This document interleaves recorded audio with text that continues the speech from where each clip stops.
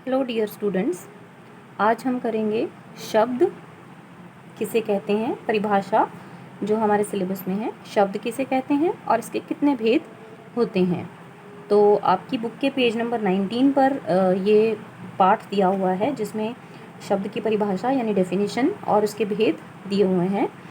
तो दो या दो से अधिक वर्णों के उस मेल को शब्द कहते हैं जिसका कोई अर्थ निकले, यानी कि कोई भी ऐसे दो शब्द जिनको जोड़ने से कोई मतलब बने तो वो शब्द कहलाता है। जैसे मैं आपको कोई भी दो शब्द हम अगर जोड़ें, जैसे घर घर, जैसे नल नल, जैसे स को एक की मात्रा ब सेब, तो ऐसे शब्द जिनको जोड़ने से कुछ कोई मतलब बने वो होते हैं शब्द। इसके आगे दो भेद हैं, सार्थक शब्द और निरर्थक शब्द। इनको आपने लिखते टाइम ध्यान रखना है। अगर आप इसको गलत लिखोगे तो आपके मार्क्स कट जाएंगे। जैसे कि सार्थक शब्द, आपने जब सार्थक शब्द लिखना है तो ध्यान रखना है कि कैसे लिखना है इसको। जैसे आप सार्थक लिख रहे हो तो स को आ, अब आपको होगी र की आवाज़ आ रही है, यहाँ रेफ वाला र है, थ के ऊपर ही ये मात्रा आनी चाहिए रेफ की। सार्थक शब्द, अगर आप ये मात्रा इधर उधर लगा देते हो तो आपका स्पेलिंग गलत माना जाएगा और आपके मार्क्स कट होंगे। ऐसे ही अगला है निरर्थक शब्द। न को छोटी की मात्रा र, यहाँ पर भी रेफ वाली र लगेगा, रेफ वाला थ के ऊपर रेफ वाला र, निरर्थक शब्द। तो ये दो भेद होते हैं, सार्थक शब्द और निरर्थक शब्द। सार्थक शब्द क्या होते हैं? सार्थक शब्द वो शब्द होते हैं जिनको जोड़ने से कोई अर्थ निकले, जैसे कि जिसकी कोई सेंस बने। जैसे यहाँ इन्होंने इसकी परिभाषा दी है, वर्णों के मेल से बने ऐसे शब्द जिनका कोई ना कोई अर्थ होता है, सार्थक शब्द कहलाते हैं, वह सार्थक शब्द कहलाते हैं।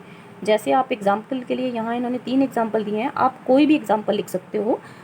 घर, झोंपड़ी, नैनीताल, आप अपना नाम भी लिख सकते हो, उसका भी अर्थ निकलता है। या आप कोई भी शब्द लिख सकते हो जिसका कोई अर्थ निकलता हो, तो वो होते हैं सार्थक शब्द। अगला है निरर्थक शब्द। तो निरर्थक शब्द क्या होते हैं? जिनका कोई अर्थ नहीं होता। जैसे कि यहाँ इन्होंने दिए हैं, यहाँ इसकी परिभाषा दी है, निरर्थक शब्द वर्णों के मेल से बने ऐसे शब्द जिनका कोई अर्थ नहीं निकलता, जिसका कोई मीनिंग नहीं निकलता, वो निरर्थक शब्द कहलाते हैं, जिनका कोई अर्थ नहीं होता। ऐसे कई शब्द होते हैं, जैसे जिनको हम नॉनसेंस वर्ड्स भी कह सकते हैं, जिसका कोई मीनिंग ही नहीं निकलता है। जैसे यहाँ इन्होंने दिया है रघ, पड़ी, झों, ताल, नीने, तो इनका कोई अर्थ नहीं निकलता है। आप किसी भी शब्द को उल्टा कर दो, उसका कोई, जैसे यहाँ पे लिखा है मेल, अगर हम इसको उल्टा कर दें लमे, कोई मतलब नहीं बना। यहाँ पर अगर हम बने को हम उल्टा कर दें नेब, तो ये मीनिंगलेस है, इनका कोई अर्थ नहीं है।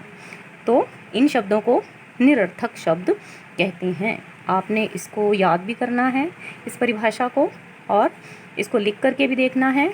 जो मैंने आपको बताई हैं इनकी बनावट कैसे है, ये आपने ज़रूर याद रखनी है। परिभाषा, इसके दो भेद, सार्थक शब्द, निरर्थक शब्द, सार्थक निरर्थक शब्द। Thank you.